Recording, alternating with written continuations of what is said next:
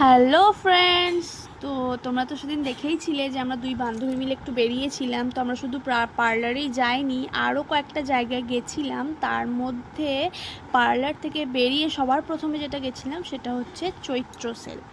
তোমরা গেটটা দেখেই বুঝতে পারছো, আশা করি যারা ভালো করে দেখেছো। তো আমরা গেছিলাম চৈত্র সেলে, যেহেতু চৈত্র মাস, তো আমাদের এখানে চৈত্র মাসে খুব বড় করে একটা মানে এই জামা কাপড়ে বিভিন্ন রকমের অ্যাক্সেসরিজ নিয়ে একটা মেলা টাইপের বসে। তো দুই বান্ধবী মিলে ঘুরতে ঘুরতে ঠিক করলাম ওখানেই যাওয়া যাক। তো আমরা দেখো ওখানে চলে গেছিলাম।